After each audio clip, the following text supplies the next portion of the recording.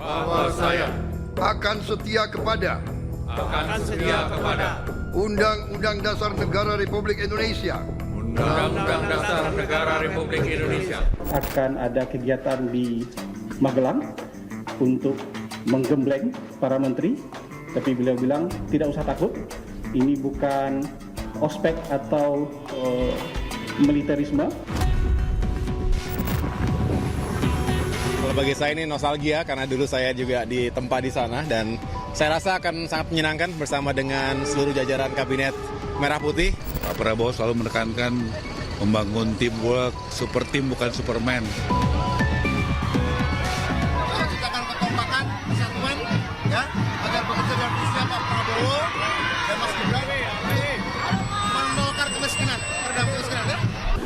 Kabinet Merah Putih untuk menjadi suatu simbol persatuan, simbol kebersamaan, simbol kebangsaan.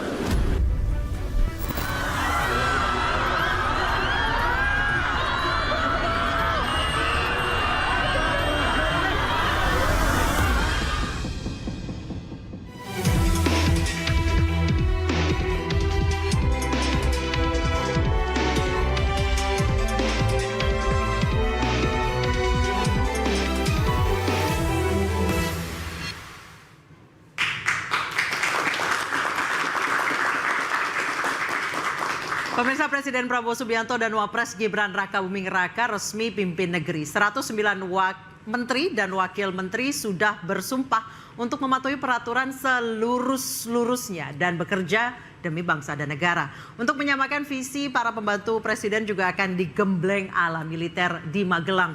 Namun apakah strategi yang dilakukan presiden terpilih akan efektif memacu kinerja Kabinet Merah Putih? Bersama saya Anisha Dasuki, inilah interupsi demi kinerja Kabinet Merah Putih siap digembleng. Baik, untuk membahas mengenai hal ini sebenarnya seberapa urgensi, seberapa efektif penggemblengan ala militer yang katanya bukan ospek untuk supaya meningkatkan kinerja para menteri dan juga wakil menteri, sudah bergabung bersama kami di sebelah kanan saya Mas Hendar Marantoko, Ketua Lingkar Nusantara sekaligus politisi Partai Gerindra, dan Hairul Fahmi, pengamat militer ISE. Selamat malam Bapak-bapak. Selamat malam, Nisa. Baik, di sebelah kiri saya ada Pangi Syarwi Caniago, pengamat politik, dan Al Araf, pengamat militer. Selamat malam Bapak-bapak. Selamat malam, Mbak. Dan sudah tersambung melalui sambungan Zoom yang tengah menjalani penggemblengan Mas Dede Prayudi, tenaga ahli utama Kantor Komunikasi Kepresidenan. Selamat malam Mas Uki. Selamat malam, terima kasih sudah diundang. Baik, saya langsung ke Mas Uki kalau begitu. Seperti apa sih Mas memangnya gaya penggemblengan ini yang katanya ala militer? Apa sih yang selama dari tanggal 23 sampai tanggal 27 ini Anda lakukan? Ya, sebenarnya bukan saya ya. Jadi saya di sini selaku tenaga ahli utama Kantor Komunikasi Kepresidenan. Ini memang nongkrong bareng teman-teman media. Jadi tugas saya di sini adalah melayani kawan-kawan media. Mas Uki, cerita deh, seperti apa kondisinya di sana? Ya, pada hari ini sih sudah mulai ramai ya. Kemarin memang masih hanya persiapan-persiapan ya, menyiapkan tenda ya, juga ada beberapa atau ada personel-personel dari TNI, ada personel-personel dari Kepolisian RI ya, juga ada staf-staf dari kementerian yang juga memastikan ya kesiapan-kesiapan dan lain-lain ya. Dan acara ini sebenarnya diprakarsai ya, memang inisiasi oleh Presiden Prabowo ya. Akan tetapi memang yang menjadi panitia quote unquote itu adalah Kemensetnek bersama dengan kementerian lain dan juga terutama di sini TNI juga Polri ya. Dan suasananya kalau per hari ini sudah ramai ya, karena memang di sini sudah functioning ya, artinya tadi awal mulanya para menteri, wakil menteri, kepala lembaga, wakil kepala lembaga dan lain-lain ya, atau anggota Kabinet Merah Putih sudah datang terlebih dahulu. Baik. Kemudian nggak lama kemudian Wakil Presiden Mas Gibran Rakabuming Raka juga kemudian datang, dan nggak lama kemudian baru datang Presiden RI ke-8 Bapak Prabowo Subianto, dan nggak lama kemudian ya setelah bercengkrama lalu ada acara makan malam, dan setelah makan malam sebenarnya pada hari ini sudah tidak ada apa-apa lagi praktis, karena jadi acara yang dalam tanda kutip serius-seriusnya itu bukan hari ini, tapi sudah Nah, dimulai. acara besok pagi. serius-seriusnya itu rangkaiannya seperti apa? Apakah mereka akan menjalani pelatihan fisik, kemudian mungkin ada jurit malam, seperti apa sebenarnya? Oh enggak, nggak ada latihan fisik di sini ya. Bahkan ketika mereka bangun pagi ya jam-jam sholat subuh lah ya, itu memang di luar konteks sholat subuh itu stretching ya, olahraga dan lain-lain gitu. Nah, di sini nggak ada pelatihan fisik. Memang di sini ada latihan kedisiplinan, tapi fisik seperti ala militeristik itu memang itu nggak ada. Itu Latihan nggak ada. kedisiplinannya Jadi, seperti apa, Mas Uki? Contohnya baris berbaris? ya mungkin ada ya pagi-pagi ya, ada juga bangun paginya juga memang harus serentak dan lain-lain. Tapi kedisiplinan di sini adalah satu hal ya. Tujuan dari diadakannya acara ini ya selain memang kedisiplinan, tapi ada satu payung tujuan yang lebih diutamakan, yaitu team building ya, membangun soliditas ya, membangun kekompakan, mengikis sekat-sekat psikologis di antara para anggota kabinet yang mungkin sebelumnya masih ada ya, terutama kan kita baru saja kontestasi politik. Nah, ini kan kita harapkan ya para anggota kabinet ini dapat melepaskan atribusinya ya, atribusi berupa misalnya ada yang di sini politisi, ada yang di sini profesional non politisi, ada yang aktivis, ada yang akademisi dan lain-lain. Nah, atribusi kalangan mana, nah ini dilepas ya. Ada atau juga atribusi-atribusi. Baik, berarti ini biar ego sektoralnya terhapuskan ya, kemudian bisa bekerja sama ya. Betul. Jadi yang diharapkan di sini para anggota kabinet ya, ketika selesai dari acara ini itu betul-betul dapat meresapi ya bahwa di sini tidak ada lagi kepentingan-kepentingan kelompok yang mereka wakili, kecuali kepentingan seluruh bangsa, seluruh rakyat Indonesia. Dan mereka juga di sini hadir sebagai Kabinet Merah Putih di bawah pimpinan seorang Presiden Prabowo Subianto. Demikian. Baik, saya ke Mas Pangi. Hal seperti ini efektif nggak untuk membangun soliditas? Ya tentu begini, kalau kita kan sebenarnya kan hari ini mana yang beradaptasi dulu, pemerintahan sipil beradaptasi ke militer atau militer beradaptasi ke sipil. Nah ini kepemimpinan. Jadi ini mau balik lagi ke kepemimpinan militer maksud Anda? Enggak, maksudnya biasanya kan kalau pemimpinan militer sipil kan orang mantan jenderal atau orang-orang apa yang biasanya mencoba belajar habitusnya sipil kan. Sekarang kan seperti nampak-nampaknya disiplin. Nafasnya Pak Prabowo kan di situ ditonjolkan. Yang kedua kita ambil positif di situ. Atau biar acara kementerian nggak ngaret terus gitu ya, mungkin ya? Iya, salah satu kan yang terkesan begini juga persepsi publik ya. Ini seperti garis komando, gitu. Jadi tidak ada garis putus-putus lagi. Jadi pemerintahan sipil ini udah nggak ada, betul-betul udah mulai agak nampak-nampaknya militer gitu. Jadi ini udah untuk ya kalau militer orang paham ya disiplin, nafasnya yang kemudian mereka itu terukur ya tentu yang saya lihat itu permintaan sipil kan garis hitam, putus-putus. Yes. Kalau ini karena masing-masing pasti punya ego kan, ada partai politik, ada. Nah itu yang mau disatukan kata Pak Prabowo kan sinergisitasnya di situ dimulai, kekompakan ya.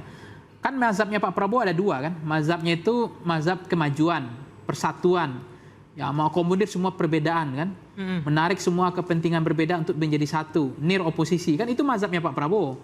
Nah ini nampak-nampaknya mau diwujudkan DNA-nya ke sini bahwa ini harus satu napas dulu, satu pikiran. Saya nggak mengatakan cuci otak ya, tapi mungkin memang bagaimana Pak Prabowo ingin menonjolkan bahwa ini garis komando, bukan lagi garis putus-putus. Baik, saya ke Mas Hendar, benar seperti itu Mas. Memang di setiap rezim pemerintahan yang baru tentunya mempunyai style yang berbeda-beda. Dua periode sebelumnya Pak SBY mempunyai style yang berbeda, Pak Jokowi juga berbeda, dan Pak Prabowo kita melihat juga berbeda seperti itu ya. Jadi memang merupakan sesuatu hal yang baru bagi masyarakat mungkin, tapi tidak bagi saya terutama ya, itu merupakan hal yang biasa karena kita juga sudah mengalami hal tersebut. Kalau dibilang ini militeristik, tidak juga sebenarnya ya. Tapi pakai baju loreng loh. Iya, kenapa juga nggak ada masalah pakai baju loreng? Karena gini. Maksud saya contohnya begini ya, semangat patriotisme itu kan bisa dibangun berbagai macam ya. Dari atribusi ya, dari atribut yang dipakai itu bisa menunjukkan bahwa kadang-kadang kan setiap menteri dan calon menteri yang ikut pada hari ini belum tentu juga itu beririsan langsung atau mempunyai latar belakang yang patriotik dalam tanda kutip ya, seperti itu. Nah, jadi ketika mereka masuk ke dalam retreat seperti ini dan menggunakan seragam itu, tentunya semangat patriotik itu mungkin akan timbul. Baik, saya ke Mas Al-Araf. Efektif 4 hari membangun semangat patriotik, menghilangkan tukang ngaret dan lain sebagainya, menghilangkan ego sektoral. Waduh, akademi militer itu tahunan. TNI AD aja harus 3 tahun tuh untuk membangun itu ya. Membangun rasa aspek kognitif. Apalagi ini secara usia pasti sudah terbentuk. Iya, aspek kognitif dalam cinta tanah air itu nggak bisa instan 2, 3, 4 hari. Dia satu proses yang panjang dalam proses pendidikan. Kalau memang tujuannya adalah membangun patriotisme, cinta tanah air dan lain sebagainya. Nggak bisa membangun aspek kognitif itu dalam 3-4 hari, itu sesuatu yang nggak mungkin gitu.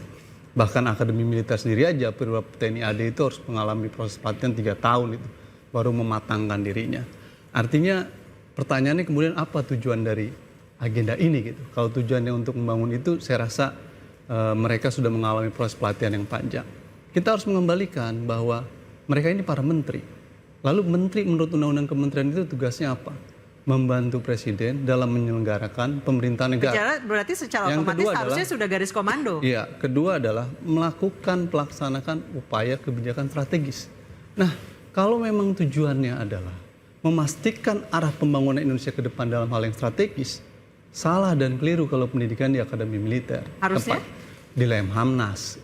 Indonesia ini punya lembaga pelatihan dan pendidikan. Lemhamnas itulah yang bekerja tentang bagaimana membangun kebijakan-kebijakan yang strategis, bukan di akademi militer. Akademi militer itu, Mbak, basis dasar dalam pelatihan dan pendidikan perwira TNI AD, dalam jenjang perwira untuk perwira, lalu kemudian nanti ada Sesko TNI AD, lalu ada Sesko TNI, lalu yang terakhir kemudian ada yang besar itu namanya Lemhanas untuk melatih pemimpin-pemimpin nasional.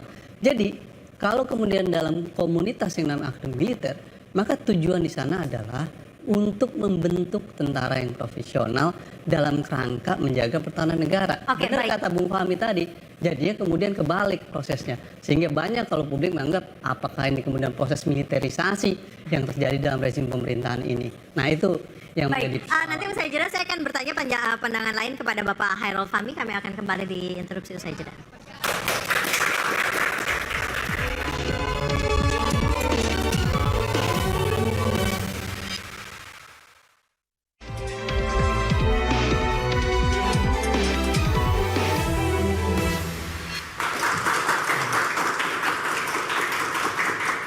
Masih bersama kami di interupsi, saya langsung ke Mas Hairul. Mas Hairul, kalau tanggapan Mas Al-Araf tadi seperti itu. Sebenarnya kalau misalnya memang untuk membentuk karakter, menjadikan pemimpin lebih negarawan itu sebenarnya butuh Lemhanas, nggak perlu nih camping-campingan, naik Hercules. Ya betul. Forum yang lebih serius dan lebih strategis jelas Lemhanas. Makanya tapi kita perlu ingat konteksnya adalah di sini adalah retreat. Retreat itu kegiatannya 3 hal yang utama, refreshing, ya, atau refleksi juga di situ, relaksasi. Kalau menurut tadi Mas Al-Araf bilang ini bentuk dari militerisasi, Anda setuju? Kejauhan kalau bicara militerisasi, ya militerisasi. Faktanya kita melihat mereka melakukan relaksasi di situ, kemudian ada momen-momen mereka melakukan refleksi mulai dari Tapi tadi baris berbaris kata Mas Uki, ada baris berbaris tadi. Dalam jumlah besar, pergerakan dalam jumlah besar bergerak dari satu titik ke titik yang lain supaya lebih rapi, lebih terukur waktunya, ya. Itu kan ya berbaris, walaupun ya mungkin ada yang masih langkahnya itu tidak banyak yang sepuh tidak juga. sama, ya masih tidak sama. Itu bukan soal, tapi mereka bergerak bersama. Itu yang paling penting. Konteksnya di situ baris. Tapi yang paling penting tadi 3 hal itu ya, refleksi, relaksasi, kemudian pembelajaran. 3 hal ini menuju pada 2 aspek yang ingin dibangun ya, kepercayaan dan kerjasama tim di situ. Nah ini yang dibutuhkan sebenarnya. Jadi bisa kalau bentuk hanya dalam waktu 3 hari? Itu pertanyaan yang sama sebenarnya, mengapa banyak perusahaan, banyak lembaga misalnya melakukan retreat, outbound gitu ya. Itu sama gitu ya. Apa bisa dilakukan dalam 2 hari? Tapi setidaknya ini merupakan langkah awal yang baik untuk menuju upaya-upaya yang lebih baik lagi. Berarti dibilang team building. Yes. Mas Al-Araf akan ditanggapi. Begini, Ini kan Presiden sedang akan memimpin 5 tahun ke depan ya, dibantu oleh para menteri. Maka pertanyaan dasar kita adalah soal refleksi, relaksasi, itu urusan masing-masing tuh relaksasi, refleksi, bisa ke puncak, ngeliat gunung. Tim building itu dibangun oleh Presiden dalam kabinet. Ini saatnya bekerja untuk ke depan. Nah, yang kedua adalah yang harus diperhatikan, kalau emang ingin mengevaluasi dan pengen refleksi terhadap kondisi kebangsaan. Jadi Anda melihat hal ini sebagai sesuatu yang tidak esensial sama sekali, menghamburkan anggaran? Kalau saya melihat sesuatu yang sesungguhnya tidak pas. Kalau tujuannya untuk apa dulu? Karena beda-beda nih. Jubir ngomongnya begini, Mas Hairul Fahmi ngomong begini, nanti koordinator presiden ngomong begini. Berbeda-beda nih. Ada yang tujuan cinta tanah air, ada tujuan refleksi, ada yang relaksasi, macam-macam. Nah, saya ingin mengatakan begini, Mbak. Kita harus berpikir bahwa kalau memang kita prihatin, ingin refleksi. Saya tadi baru baca berita tuh. Beberapa waktu lalu berita. Masyarakat satu orang menusuk perutnya ya karena tidak bisa membeli beras tuh. Prihatin kita itu. Artinya ada gap sosial, ada kesenjangan sosial di Indonesia yang tinggi. Pada satu sisi ada kondisi orang menguasai ekonomi yang begitu sangat besar, tapi pada sisi ada kondisi ekonomi yang begitu parah. Maka kalau pengen refleksi, evaluasi adalah Anda harus datang ke Kupang, melihat bagaimana kondisi-kondisi masyarakat di NTT. Kalau Anda pengen refleksi, lihat ke masyarakat yang mengalami ketidakadilan, bukan dengan melakukan pos-pos seperti itu. Nah itu satu kalau tujuannya refleksi ya, secara serius pengen refleksi. Harusnya belanja masalah ya, bukan belanja masalah. Kita punya problem kesenjangan sosial yang tinggi, Mbak. 0,03 hektar petani Indonesia itu hanya memiliki itu. Tapi sebagian besar pengusaha dari Lampung, Sumatera Selatan sampai perkebunan sawit dikuasai hanya 1-2 segelintir kelompok. Ada gap sosial yang serius. Pertanyaan saya adalah bagaimana kita merefleksikan soal ini untuk mengurangi angka kesenjangan sosial, untuk meningkatkan problem kesejahteraan masyarakat, bukan dengan melakukan upaya-upaya militerisasi seperti ini yang menurut saya urgensinya tidak jelas. Mas Araf, baru 2 hari kerja. Itu satu. Jadi bukan sedikit, terlalu jauh kalau kita ngomong masalah itu. Kita tadi kan katanya refleksi. Saya kembali ke kontekstualnya saja. Bahwa style pemimpin itu berbeda-beda. Tadi dikatakan oleh Nisa bahwa ini komando seperti itu. Ini harus diksi-diksi seperti ini kita harus nggak boleh lah seperti itu ya. Bahwa pemerintahan ini bukan pemerintahan militer. Pemerintahan ini ada pemerintahan sipil ya. Bagaimana sebenarnya esensinya sama ya. Di mana seorang pemimpin ya, presiden, visi misinya itu harus dijalankan oleh menterinya. Itu dulu, ya kan? Kalau di militer ya harus sesuai dengan komando, itu militer. Tapi di dalam pemerintahan sipil harus sesuai. Nggak sesuai 6 bulan Anda harus keluar. Nggak sesuai dengan visi misi presiden harus keluar. Sampai akhirnya Pak Prabowo membuat suatu badan sendiri, badan pengendali dan investigasi untuk memonitor pekerjaan ya, kinerja dari para menteri-menteri ini udah sesuai atau tidak dengan itu. Jadi sebenarnya Pak Prabowo tidak yakin dengan menteri dan wakil menteri yang dipilihnya dong. Evaluasi dari apa yang sudah dia jalankan selama 5 tahun terakhir. Dan beliau orang yang sangat strategik gitu loh. Dia punya konsep. Konsep ini bukan dalam 1-2 tahun. Udah 15 tahun dia punya konsep ini. Pengalaman dia di militer juga sebelumnya. Dia punya konsep, dia punya ideologi. Dan dia buat itu dalam bentuk strategi. Secara strategis seperti ini. Jadi itulah yang dilakukan. Jadi jangan diksinya jangan diksi komando. Jangan diksi pakai baju militer. Bukan itu esensinya. Esensinya ini, menteri-menteri ini harus, tanda kutip ya, harus sesuai visi misinya, harus nurut apa kata presiden. Udah, mau Pak SBY, mau Pak Jokowi, seperti itu semua. Banyak menteri yang direshuffle di periode sebelumnya juga seperti itu. Yang direshuffle itu, sebagian, itu karena kinerjanya nggak bagus, kedua, melenceng. Makanya, kenapa dibentuk badan itu supaya tidak ada proyek mercusuar. Apa yang dimaksud dengan proyek mercusuar itu? Jangan jalan sendiri-sendiri, ya. Tidak ada Superman tadi seperti dikatakan oleh Bang Ara ya. Tidak ada Superman, yang ada adalah super team. Kita kerja solid, Nah, itu yang paling penting. Jadi sinergi satu tim itu yang paling penting. Jadi kita harus bicaranya itu benar-benar kontekstual dalam hal ini. Nah, itu yang pengen beliau itu terapkan ya. Nah, pentingnya ini ngumpul itu seperti ini. Tadi kan Mas Ipang visi gitu. Ya, Mas Ipang udah ngomong ini, ya kan? Dan yang lain juga sudah ngomong bahwa ini para menteri-menteri ini dari berbagai latar belakang. Ada yang latar belakang politisi, ada yang latar belakang akademisi, ada latar belakang profesional. Nah, dan oleh karena itu mempunyai mindset dan cara pandang yang berbeda-beda. Nah, ini yang perlu dikumpulin, dijadiin satu, sehingga timbul suatu solidaritas, timbul menjadi suatu kekuatan bersama. Memang ya, kalau dibilang apakah cukup atau tidak, memang perlu perlu panas dan sebagainya. Saya ingat pidato Pak Prabowo ya di waktu pelantikan. Salah satu isu yang serius buat Prabowo adalah melakukan agenda pemberantasan korupsi. Kita semua menyadari bahwa korupsi ini problem serius di Indonesia, baik di pejabat negara khususnya. Oleh karenanya, kalau itu menjadi hal yang memprihatinkan buat kita semua, maka yang harusnya dipilih untuk refleksi dan pendidikan itu adalah ya semua pelatihan di KPK, ya kan? KPK, Lemhanas. Enggak, mereka dilatih di KPK tuh untuk pencegahan korupsi, pendidikan korupsi, untuk anti korupsi, supaya anggaran-anggaran negara yang akan mereka kelola itu tidak bocor gitu kira-kira. Itu jauh lebih penting ketimbang pelatihan di agama militer. Mau berapa lama kayak gitu? Korupsi. Baik, saya ke Mas Uki. Mas Uki, sebenarnya tidak perlu camping di Lembah Tidar.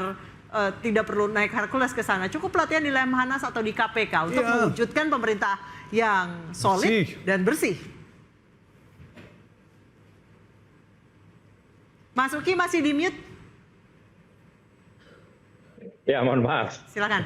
Saya harus mengembalikan lagi diskusi ini kepada kenapa sih dilakukan retreat ini atau retreat ini di Magelang ini, ya.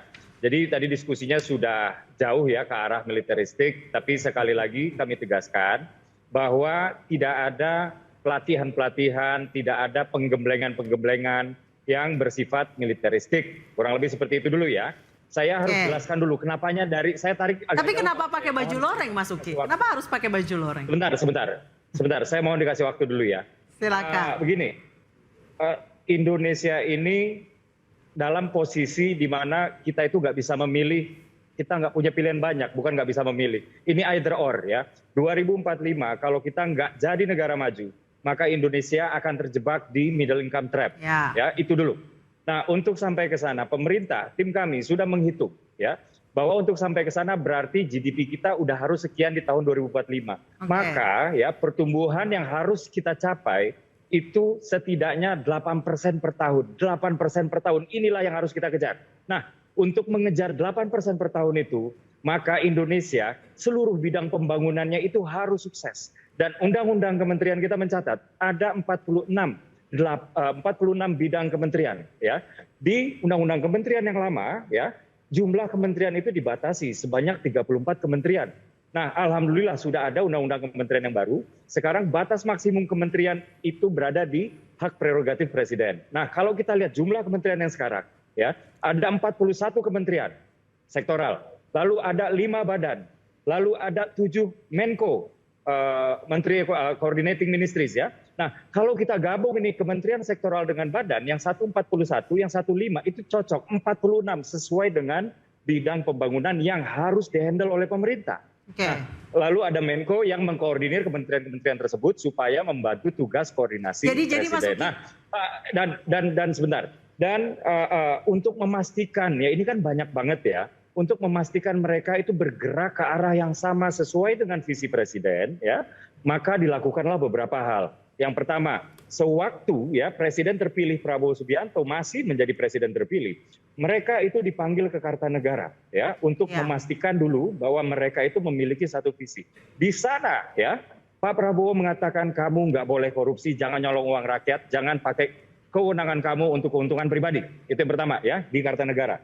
Lalu yang terjadi yang kedua di Hambalang ya, di sana dilakukan capacity building, penambah luasan wawasan, yaitu terkait ekonomi, terkait geopolitik, Dan yang terakhir adalah tentang artificial intelligence yang kaitannya juga dengan proses digitalisasi untuk digunakan untuk meningkatkan transparansi di dalam proses jalannya pemerintahan ini. Nah, baru di hari ketiga ini ya, inilah team building tadi. Jadi memastikan pertama sebelum mengangkat iya sudah ya, kemudian menambah wawasan iya sudah. Lalu yang ketiga ini adalah untuk membangun soliditas ya, untuk membangun kekompakan. Tidak boleh lagi ya ada orang-orang di sini mewakili kelompok-kelompoknya tertentu. Di sini cuma ada satu visi presiden dan di sini cuma ada satu bos dalam tanda kutip. Jadi biar bisa melebur ya. Oke. Dengan tiga tahap yang ya baik, dengan 3 tahap yang tadi Mas Uki lakukan, apakah bisa langsung bisa gas? Kita akan membahasnya usai jeda.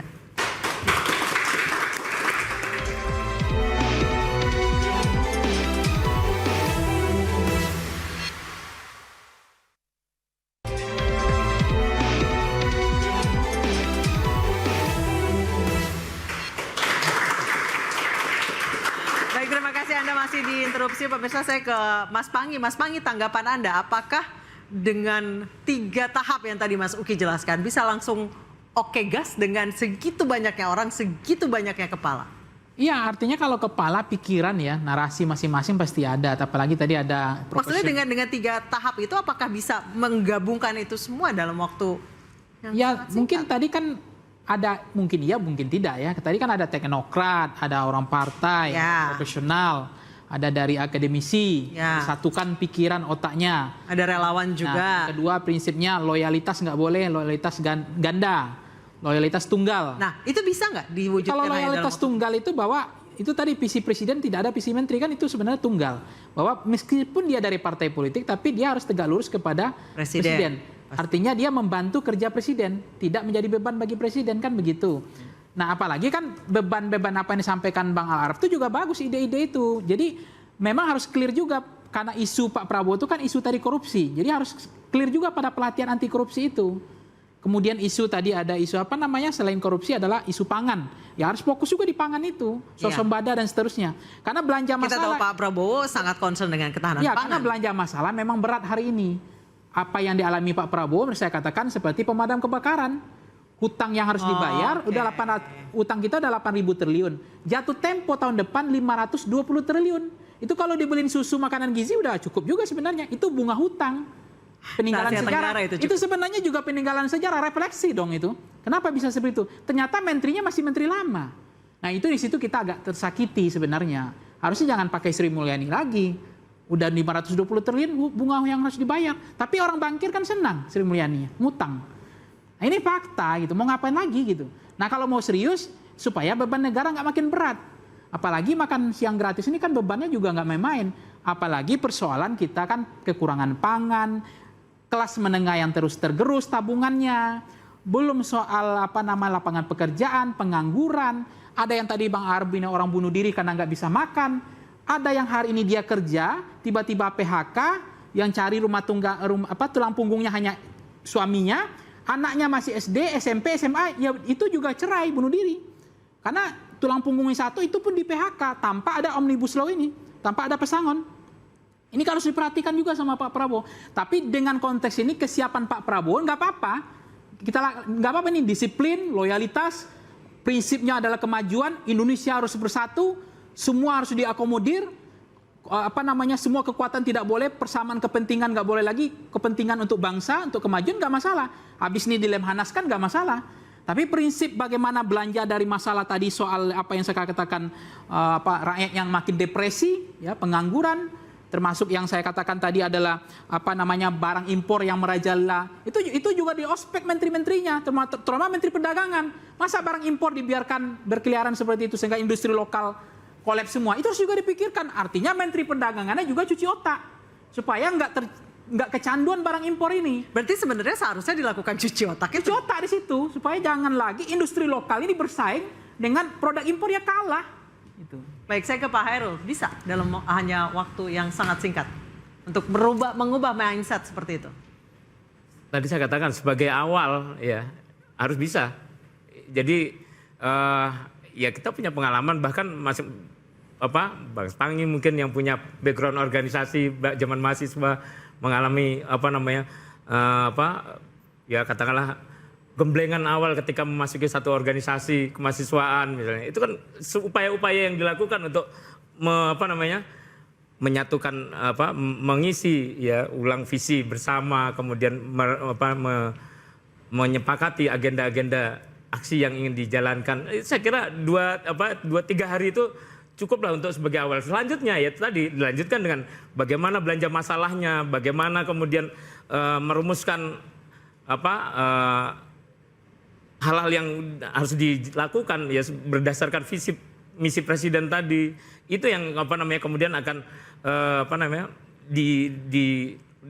menjadi kelanjutan dari agenda retret ini ya. Dan selanjutnya ya tadi 6 bulan setelah itu ya harus siap dievaluasi. Kalau tidak berhasil ganti.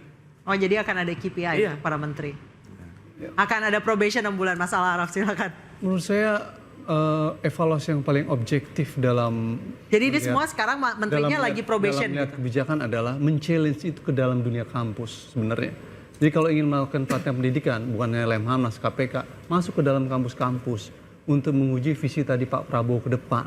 Para menteri itu digembleng oleh guru besar di dalam kampus, bukan di akademi militer. Karena akademi militer itu tempat basis awal untuk pelatihan militer, untuk jadi tidak salah ketika masyarakat menganggap itu sebagai pelatihan fisik dong ya? Betul, militer. Karena begini, dalam teori politik keamanan, baru beberapa hari Prabowo memimpin presiden, itu sesungguhnya peristiwa di Magelang dan pengangkatan kabinet kemarin, khususnya Mayor Teddy menjadi sekretaris kabinet, dalam teori politik keamanan itulah yang disebut dengan sekuritisasi. Apa yang dimaksud dengan sekuritisasi itu adalah isu-isu yang bukan menjadi domain pertahanan dan keamanan ditarik oleh pemimpin sipil menjadi bagian domain-domain pertahanan keamanan. Sekretaris kabinet itu menurut Undang-Undang TNI 34 2004 bukan domain yang bisa dimasuki oleh militer aktif.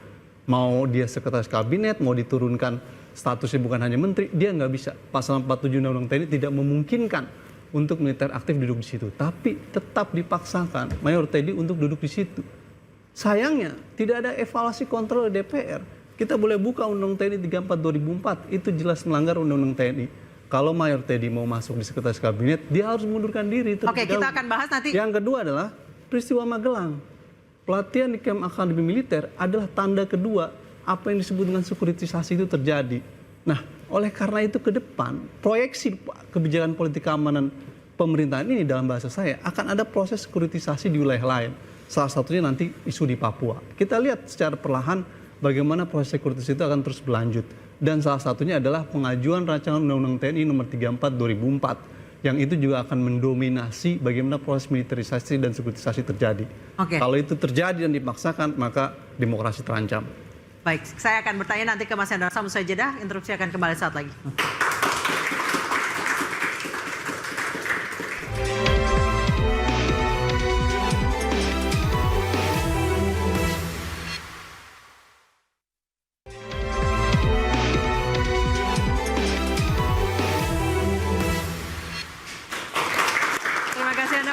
Pemirsa, saya langsung ke Mas Uki. Mas Uki, tadi sebelumnya Mas Al-Araf sempat mengatakan bahwa ini bisa jadi semuanya ditarik ke sekuritisasi, militerisasi yang nanti akan mengancam demokrasi. Tanggapan Anda? Mas Uki? Enggak ada hubungannya. Ya,